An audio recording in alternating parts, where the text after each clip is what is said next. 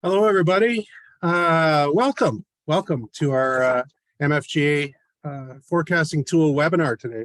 I'm very happy to have you all here today. My name is Duncan Morrison. I'm Executive Director of Manitoba Forage and Grasslands Association. I'll probably, if you see me dodging off to let people in through our admitting room, I'll probably be doing so. Have you all on mute for the time being. Certainly, it is something that we're looking to do this presentation in a pretty short time period over the hour. So I want to make it clear and known that we are broadcasting this webinar from Winnipeg, and we acknowledge that we are gathered on ancestral lands on Treaty 1 territory. These lands are the heartland of the Métis people. We acknowledge that our water is sourced from Shoal Lake 40 First Nation. The MFGA Aquanty forecasting tool is indeed a shining tool for MFGA. Collectively, we have 3 projects funded through Agriculture, Agri-Food Canada within recent funding frameworks of Growing Forward and the Canadian Agricultural Partnership. The MFGA Aquanty model was completed in 2018. The MFGA Aquanty forecasting tool for the Assiniboine River Basin and the MFGA Aquanty Pembina Valley Watershed forecasting tool both have been completed in 2023. As you may be aware, MFGA has recently pledged to keep this forecasting tool open for all during the spring thaw of 2023. Our plans eventually are to design a user subscription fee, but we're just simply not there yet. We have a little bit more work to do with that with our partners from Aquanty and Pembina Valley as to how we're going to go forward on what type of a subscription we may create. But during this time, the MFGA's farmer-led board, led by Chair Lawrence Knockhart, really wanted the forecasting tool left open for farmers to use during the seasonal high water period. It really is a nice example of farmers helping farmers. To best support your interests and abilities to run the model, we've organized this webinar to introduce project partners and the leaders as well from Aquanty. With that, I'd like to introduce Ryan Sheffield of the Pembina Valley Watershed District. Hello, everybody. Thank you for attending and welcome. We're really excited to get this tool up and running. We've been planning it for a while, and now it's ready to go. So we're quite excited about that. We encourage everybody to create an account and get on and use this tool and help us find out how it's best going to be advantageous to us with our work in Pembina Valley here. So I don't want to take up too much time. I want to leave as much time to learning about this tool as possible. So I'll leave it at that and put it back to you guys. And yeah, we'll learn how to use this today. So that's just great. Excellent. Excellent. Thank you very much, Ryan. Steve, I just want to make a couple of housekeeping notes before we introduce you. Okay. First of all, we're recording this. And the reason that we're doing that primarily is so that we can post it on our websites later. For those that may have missed it or missed this particular webinar, or for you to revisit after today's webinar as well. Usually there's a small delay of a couple of days to do this. We'll try and get it out there as we can. We ask you all as well to please hold questions for the edit of the webinar. We do have some good ground to cover, and we're hoping to keep this to 1 hour. The chat will answer as we can, to the best that we can. But anyone who has any further questions, you're welcome to contact me at duncan@mfga.net, and I will get an answer to your question and also provide insights from Aquanty, which brings us to our next speaker is Dr. Steve Fry of Aquanty Inc., the software developer and science minds behind this awesome tool. Steve's been the science lead of our project since day one. And with that, I pass it over to Dr. Stephen Fry of Aquanty. Yeah, thanks, Duncan. And I won't take up too much of anybody's time, but I'd just like to say, so Aquanty is, we're happy to be collaborating with the Watershed District and MFGA to build these tools. We think it's a great demonstration of Aquanty technology. And we'll let everybody know that, as they're, logging on and starting to use these tools, we're very happy to get feedback. either positive or negative, because when we get negative feedback, as we are the developers of this system, we can incorporate your comments and suggestions into the next version of the tool that's even better to use. So as people are using it and they have ideas on, you know, things they'd maybe like to see, or things that could be a little bit easier or a little bit more informative, please let us know. And to support that kind of interaction between the users and the developers here at Aquanty and through MFGA, there's weekly information sessions that are being held. Amanda hosts them, and yeah, please show up and ask questions and provide feedback at those information sessions. So maybe now I'll turn it over to Amanda. She's the point person really at Aquanty, who interfaces with our development team and the science team to kind of roll the platform out into the real world, and also communicate all the feedback we're getting back to the developers and the technical team. So maybe over to you, Amanda. Great, thanks, Steve. Yeah, so as Steve said, my role is kind of working with our development team and taking the feedback from all of you as you use the tool.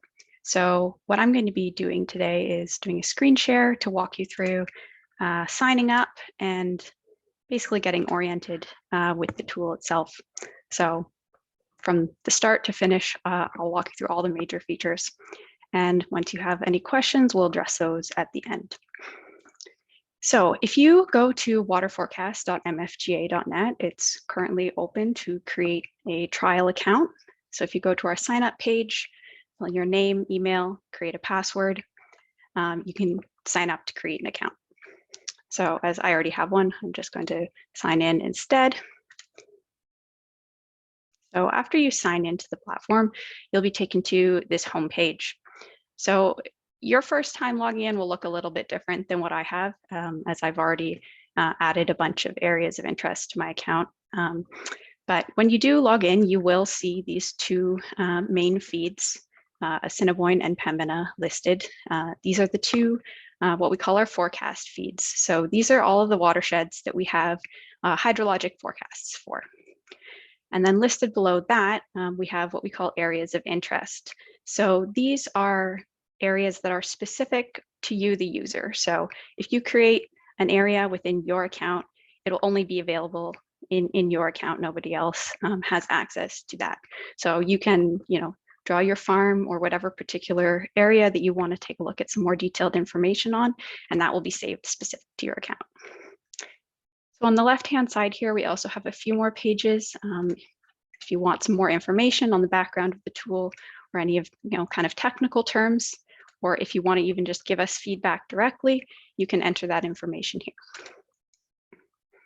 So what we're going to be doing first is going to one of our forecast feeds. So in this case, all I have to do if I want to go see the Pembina feed is just click on that watershed, and it takes us to this map view. So you'll notice here in this map view a few things. I'm just going to kind of introduce to you all of these features. So you can see here this outlined area. So this was kind of that same outline we were seeing on the initial card. So this is the extent of the Pembina watershed that we have created a hydrological model for. So this is basically the watershed boundary. We've modeled both the Canadian and American side of this watershed, as of course water flows freely across the border. So in order to get accurate modeling, we need to incorporate the entire watershed. So let's see the map view ourselves. So the way you would move yourself around here is pretty similar to if you've ever used Google Maps. You can just click and drag to move around or zoom in or zoom out from different areas. We also do have a search tool available here, the magnifying glass. If you just click it and say type, I'm just going to go to Winkler. It'll take me to Winkler, but you can put in an address if you aren't sure exactly where in the watershed you might be. So I will just remove that. Zoom back out. So a few other things. So just kind of what's available in terms of the buttons. So on this left-hand side here, these are a bunch of tools that are for creating your areas of interest. So basically drawing tools and editing tools. On the right-hand side, you'll notice this menu with a few different tabs at the top. So right here, it's listing all of the areas of interest that I've already created. So once you have created some areas of interest, you can use these to say very quickly, bring yourself to that exact area. So I'm going to go back to say this one that I know is in the Pembina watershed. We can also go directly to different watersheds using the same menu under the watersheds tab. So if, for example, I wanted to go to the lower Assiniboine instead, notice it's completely changed. I'm looking at a different watershed boundary now. And we do also have some instructions included here. If you aren't quite sure how to use some of the drawing tools, you can always use these instructions as a reference. So the last thing is this menu in the upper right. This is what we call our map layers menu. So first off, it's showing us these base maps. Right now I have on OpenStreetMaps. So the base maps is basically very much like the Google Maps layers that you can switch between, say, a satellite imagery or a typical topographical map. So these are what other map layers are displayed on top of. So I'm going to turn on, say, the imagery instead. And then these other map layers are displayed on top. So I'm going to start with showing you SNODAS, which is a snow cover map. So as an example of how each of these layers work. So this snow cover map has now been displayed on top of our satellite imagery. So a couple things here I just want to introduce now, since most of these map layers all work in a similar fashion. So notice when I turned this layer on, kind of this time slider bar appeared in the bottom left. So this tells me what date this particular map layer is relevant for. So in this case, we have April 26th. So this is the snow coverage map from yesterday. And if I click on here, I can see my local time. By default, it's in UTC, but if you're curious what the local time was when this is captured. And you can also use this slider here to go back and take a look at past dates. So if I was curious to know what snow coverage was, say back in December, I can use that, say, much more than there was just yesterday.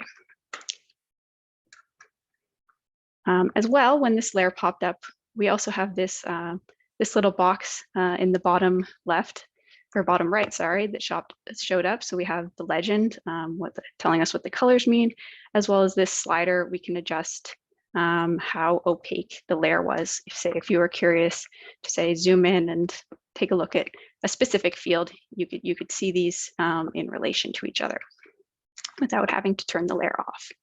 Now, if I want to turn this layer off completely, I would then press this eyeball with the line through it to completely turn off this overlay layer. So all of these kind of overlay map layers work in a similar fashion. So that was the snow coverage, but we also have several other map layers that we can overlay on top. So these ones under current conditions are maps that are updated at least every day. In some cases, they're updated a little bit more frequently than that, perhaps every 6 hours. So we can take a look at, for example, soil moisture. At this time of year, snow's on the ground, but we can go, say, take a look at last summer for an example of what this layer might look like during the growing season. Similarly, soil temperature, this time of year, we're still frozen, but we can also go and take a look back, say, in last August, soil temperature much higher. So we have a few more layers. So for example, a couple different precipitation ones, whether it's accumulated precipitation across the growing season, or in this case, what I'm showing here is the past 24 hours. So again here, this is yesterday's date. So the 24 hours leading up to that, this was the precipitation over 24 hours map. And then on the slightly more local time scale, the weather radar precipitation. So this would be currently, and we can go and take a look at the last 6 hours for this particular radar map. We do have also some kind of current conditions. So for example, if you're interested in looking at crop inventory maps. So this is a Canadian data set, so it's available for the Canadian side of the watershed. And these all work fairly similarly. So what I really do want to point out are what we have, the HGS forecasts. So these are the maps that have actually been derived from the underlying hydrological models. So if we say I want to turn one of these on, we'll take a look at water depth. So we have the water depth from a couple days ago. So this is any kind of water ponding up the surface, or what might not be so visible to the naked eye, depth to groundwater. So this would be example how deep it is to get to the water table at any particular location based on the models. So I'll just turn these maps off. So the other thing I haven't pointed out yet, notice all of these kind of blue bubbles or markers.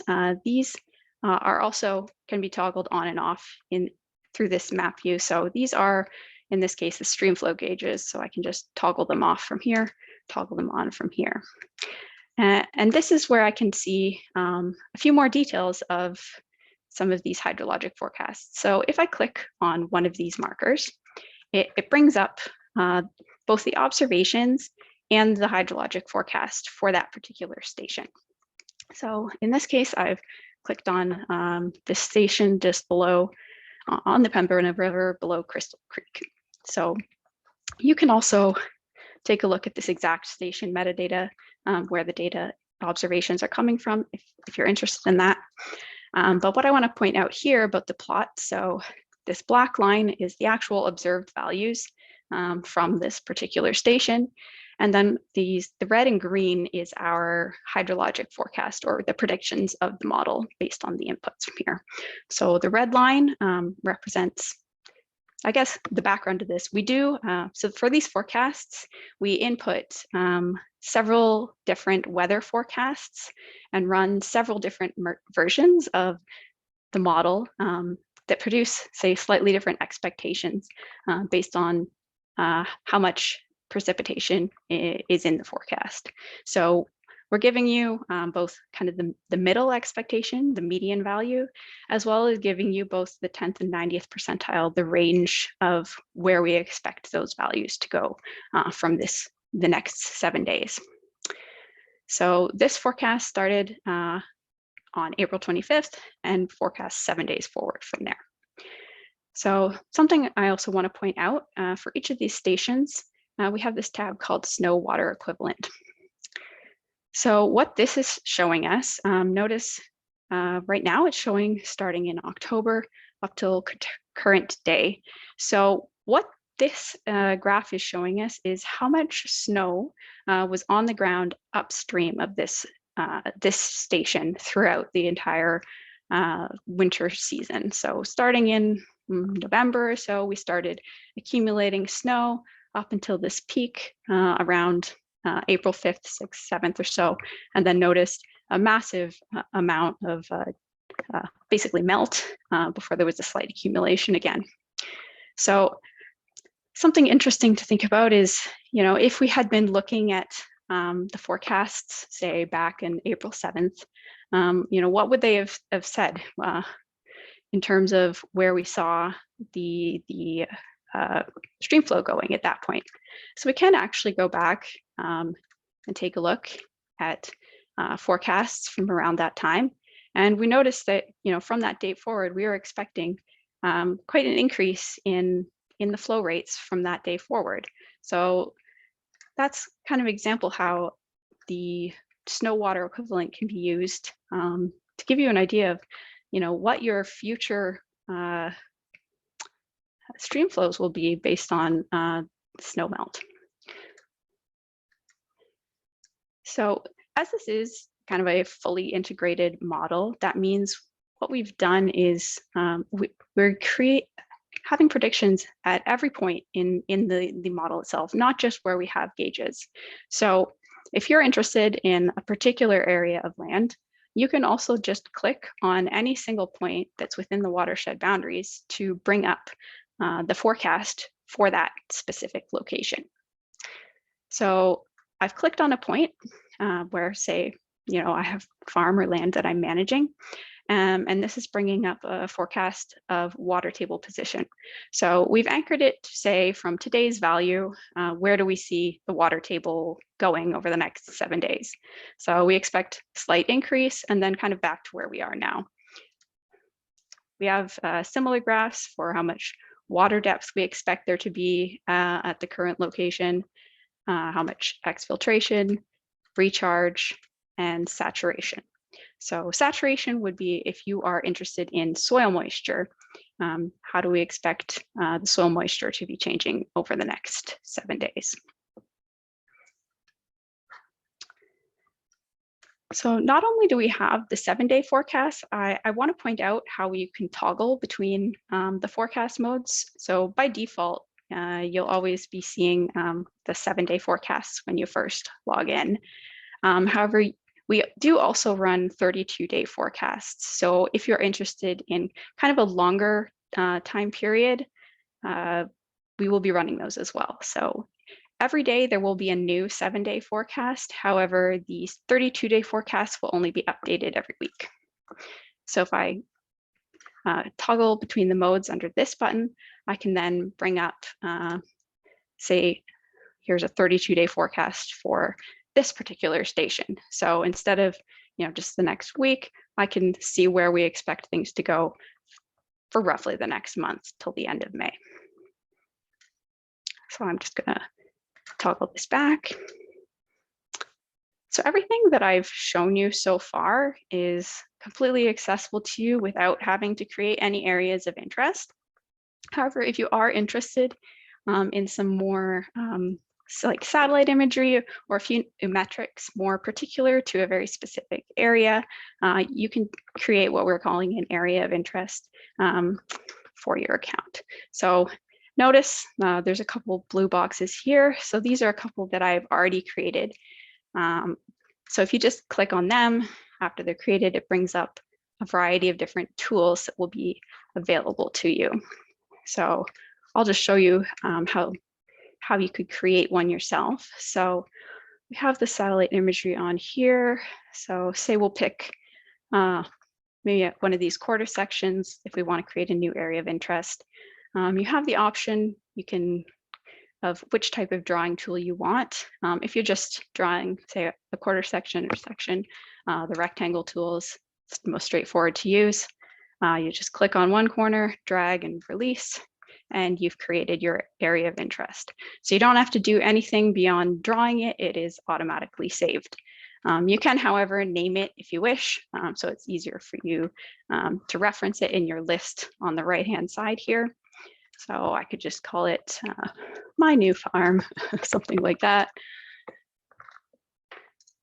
I click OK. That'll be saved, and it will show up in the bottom of my list automatically. If you make a mistake, you say, "Oh, actually, I don't think I want that." You can use one of the editing or delete tools to either, in this case, edit and say, maybe move it completely. Oh, I don't want that one, or change the size of it if you wanted a larger area, and you could just save that. Or you could completely delete it and it will be removed from the list there. If you have an irregularly shaped piece of land, you can also use kind of this custom tool to, say, just outline a portion of a piece of land. And we've created our area of interest. So if you click on this area, these different tabs are all the different tools that will be available to you. So the imagery store, this is where you can go to order satellite imagery specific to your area of land.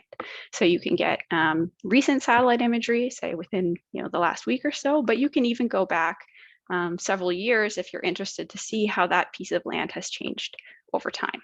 And not only can you access the true color, which is kind of what you typically see with, your Google Earth type of imagery. But there are a few different types of imagery that you can order that show you maybe some more specific things. If you're in particular interested in the vegetation health on your land, you might say download the NDVI to see how much green, how the plants have grown throughout the season, how that's changed on the field over time. Or if you're interested in, say, ponding water, you might take a look at the normalized difference water index. Or if you're interested in how much moisture there is in the plants on the land, you might download the moisture index satellite imagery. So with a trial account or account of any kind, you can have free access to any of the 10-meter resolution imagery. For any higher resolution imagery, that will be an extra fee beyond just your basic account. We do also have the ability to put in what we call a tasked or future imagery order. So if you know that you want satellite imagery of your land during a specific upcoming time period, we can put in an order for you to have a satellite come over a specific period of time. So if you've put one of these orders in, it's kind of on a custom basis. We'll be in contact with you to get pricing on that. But that's a good way to, if you're interested in some of the high resolution imagery beyond 10 meters. Just a quick example of what that might look like. So with the high resolution imagery, this is kind of the level of detail that you might expect to see if you were getting an image. So you can see even like all the rows in your fields and where you might have drainage problems, etc. However, we're just going to put in an order for a 10-meter image. So I'm choosing the 10-meter resolution. Say I'm going to have an NDVI imagery. I can choose the period of time in which I want to look at. So this is all archival imagery, so I can only choose past dates. So I'll say I want this past month. And you can tell us how many images you want within that time period. So for the 10-meter imagery, the satellites, you can expect there'll be a new image about every 5 to 10 days. It is dependent on how much cloud cover there is. If there's too much cloud cover, you may not get that frequency of actual satellite imagery available. But if I choose this date, I'm just going to say I want one for each week. Add imagery. So notice this message popped up that my pipeline has been created, and I can go to my imagery library to see it. So the imagery library is just the tab right below. So notice this entry has been added to my library. It's currently 0% complete. So we've just put in the order. It will take a little bit of time to run in the background, but that happens without your input from this point forward. When we come back to this, we can see how this is updated. So the other tools that are available, just going down the list, we have our depression storage calculator. So this is just a kind of a handy calculator. You can put in some values for, say, if you happen to have ponds or depressions on this particular piece of land. You know how deep they are, and you know how much of your land is covered by that. Say, perhaps 10% of my land is covered by a pond. And this will tell you the estimated volume of how much water based on that input. And if you have a value, a monetary value for this, it can even give you the monetary value. We have similar calculators for, say, the carbon calculator.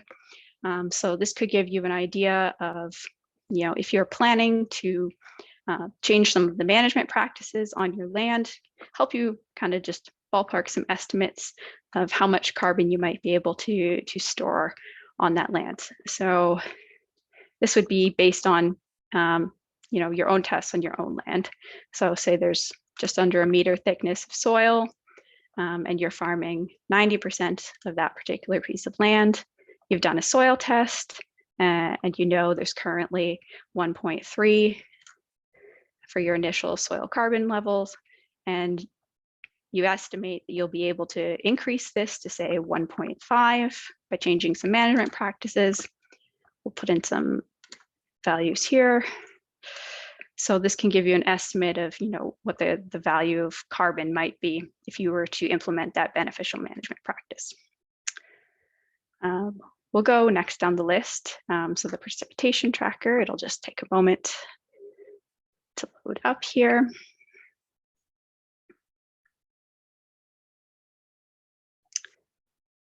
So this graph here, so this is sampling for this particular bit of land that we drew a box around. This is precipitation since March 29th. So you can see which days you had the most precipitation, or if you're curious to know what the cumulative amount of precipitation over that period of time has been, you can toggle that as well. And finally, we have some agroclimate indices. So this is the graph for last year. So depending on what you're growing on your land, you can take a look at the different baseline values for, say, the 5-degree growing degree day baseline, how many growing degree days were there. And you can look historically as well back to 2013 for that same piece of land.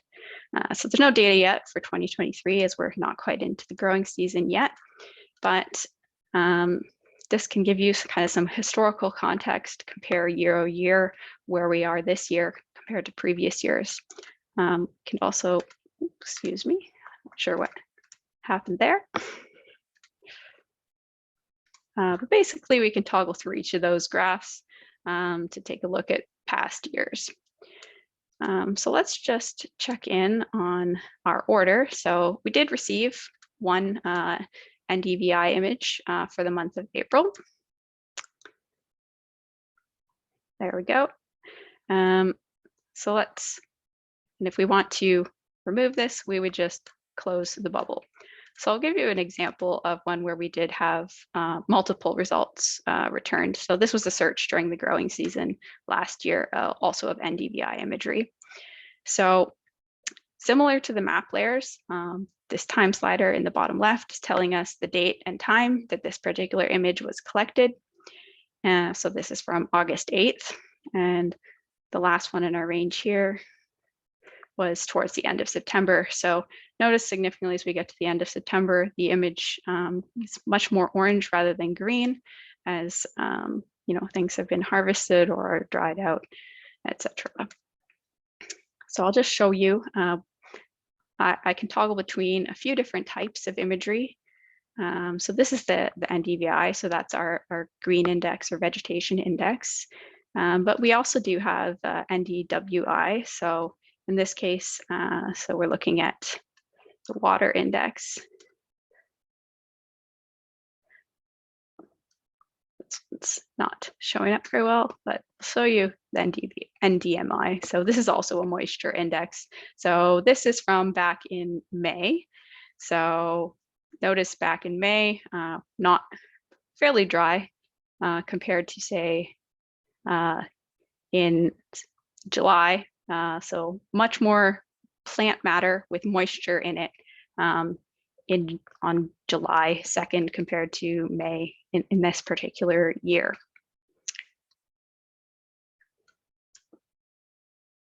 Okay. So I believe that covers the majority of the features that are available. So I'm not sure if I should pass it over to Duncan then at this point, or Steve, if there's any questions or something I need to show in a bit more detail if I went too quickly.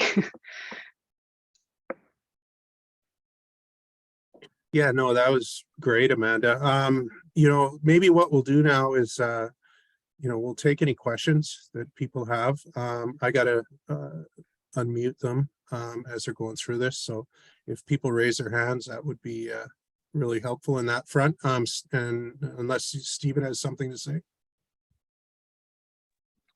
Well, I'd just say that was really well done, Amanda. Thanks. it was impressive. Every time I see this demonstrated, I'm actually impressed myself. It's really a lot of great ideas coming to fruition.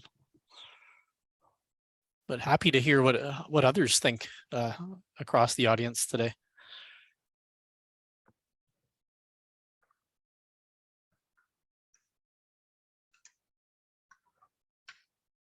We just had a couple of suggestions coming in the chat from May Elsinger. Suggestions: some of the legend need units. For example, the snow map. Couldn't tell if that was millimeters or centimeters or inches. Right. So guess. the snow map is snow water equivalent in millimeters. So if that answers the question about that one.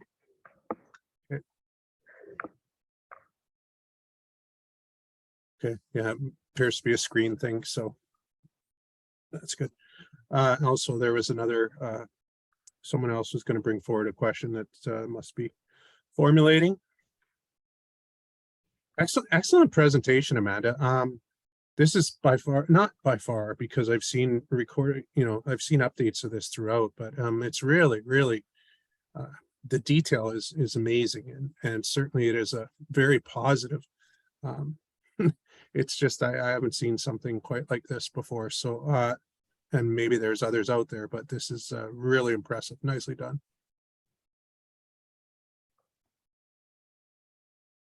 But yeah, I would encourage everyone who's here on a call to sign up, try it out. I mean, we're happy to get questions at a later date too, or feedback, as Steve said earlier.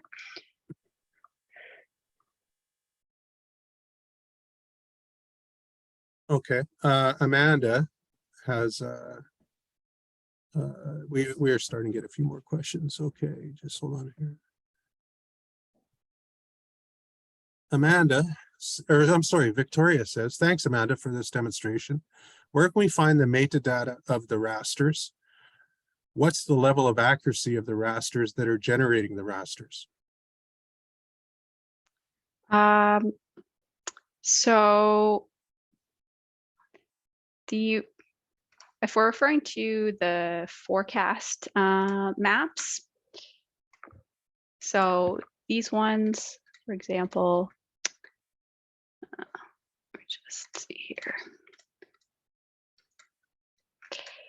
So the actual underlying models, let's see, water depth. I may have to refresh here.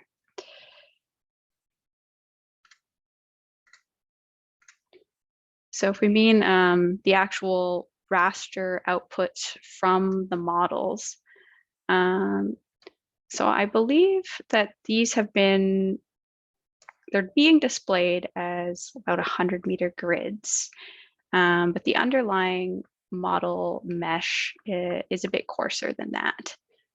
So roughly, I think up to 500 meters or so along some of the streamlines.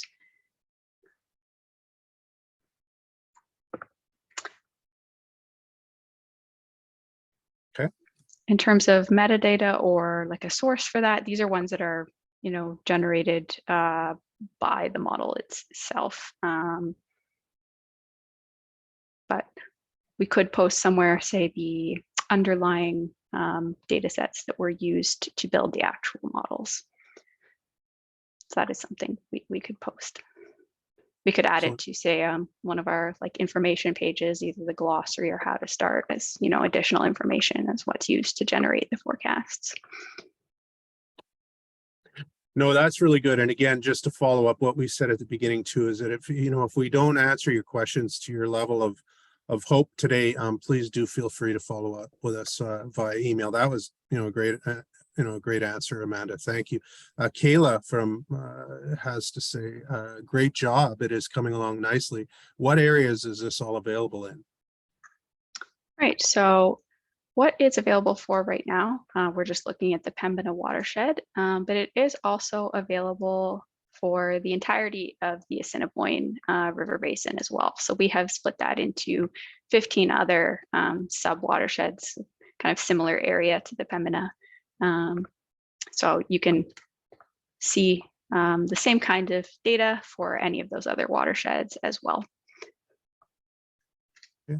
So that You see the overview. So really we've covered, kind of this southwestern corner of Manitoba, and then quite a bit into Saskatchewan and a bit into the northern bits of the USA there, just as we have to capture the rivers as they flow into the States and back again. RM's iPad, which is the way the name comes in, can we anticipate other watersheds being available for this tool? I think that's a question we can probably team up with. We definitely hope to expand this model to have the Assiniboine River Basin in Manitoba, Saskatchewan, North Dakota. I think it's 162,000 square kilometers. The Pembina Valley, we're hoping to add on to that. Absolutely, in other applications or other projects as well. So we're definitely hoping that that the Pembina levers interest into the Red River Basin as well. Stephen, do you have anything to add to that? Yeah, thanks, Duncan. I'd say, just to let everyone know, this whole kind of forecasting and data presentation framework is modular. So you can add pieces of the puzzle, so to speak. So those puzzle pieces are in effect watershed boundaries. You can continue to add watersheds as interest materializes and still utilize all like the dashboarding and the cloud computing infrastructure that's already been built, and then just really add more pieces to your puzzle if the interest is there.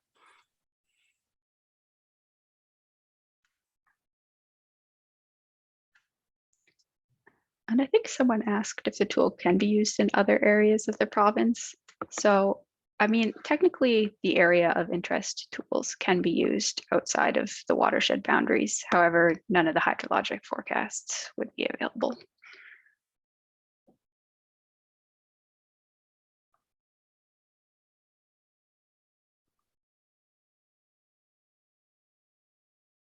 Cliff, great stuff from Cliff Greenfield. Great stuff. We want to use this to monitor our SWIP shallow wetland program. We are hoping the free 10 M resolution will work. If not, how expensive are the finer photos?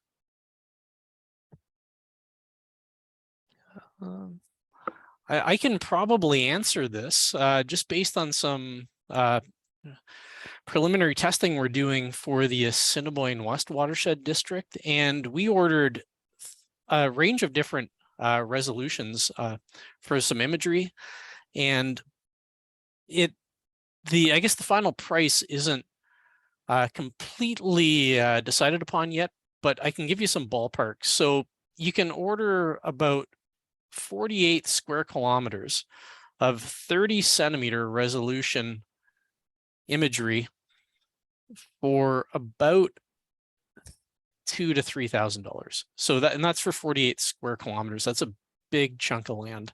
The half meter imagery, or half meter to 1 meter imagery, I believe that was on the order of a few $100s. And you can order 3 meter imagery, 1.5 to 3 meter imagery. I'll say in that ballpark range is maybe $100 to $200. So we've got the free 10 meter imagery. Then we've got 1.5 to 3 meter imagery, which is maybe a few $100s for a 50 square kilometer chunk. Then we've got the 50 centimeter to 1 meter imagery, which is maybe $500 for 48 square kilometers. And then the very high resolution custom tasked satellite picture, maybe on the order of $1,000 or more, $2,000. But that's just ballparking it, but just to give you kind of a rough estimate for your back of the envelope calculations. Excellent. Thank you, Steve. Victoria's back with a question. For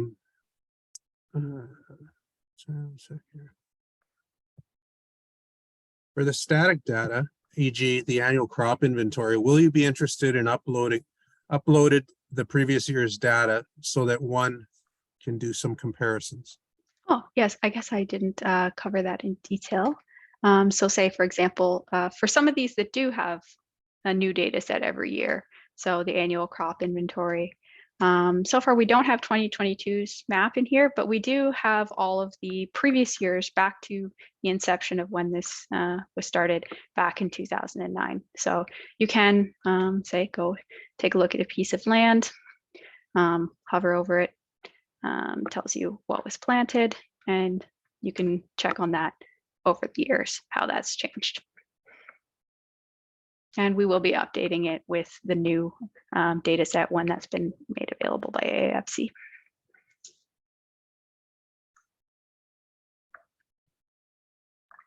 Excellent. Cliff responded as well to your answer, Steve. You could see it in the chat. Sounds good and cheap compared to a site visit with a quad ride and a drone flight and then getting stuck a couple of times. So definitely some good on the field experience there.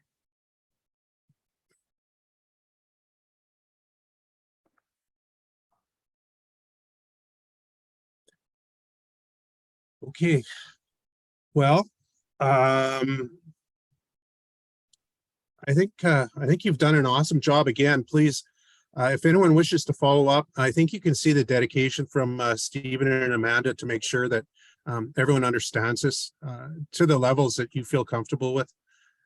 Again, we're going to be posting this online, so those people online that are watching this after, please do feel free to reach out to Duncan at mfga.net. As well as everyone here, and thank you for attending. You know, I think I'd really like to congratulate again Steve and Amanda, and I'd like to thank our partners as well, Ag Canada, Pembina Valley Watershed District, Province Manitoba. Something like this, you know, Manitoba watershed districts throughout the Assiniboine River Basin and into Saskatchewan. And of course the MFGA board for their support on this. I don't think this kind of stuff gets done without a whole bunch of people working together on it. So we're very appreciative of everyone's contributions to this. It really is a team event. So with that, I think if there's no final words, I think that we will call it recorded and adjourn. So once again, thank you all, and we'll be in touch. Awesome. Thanks, Duncan. Thanks, everybody. Great, thank you.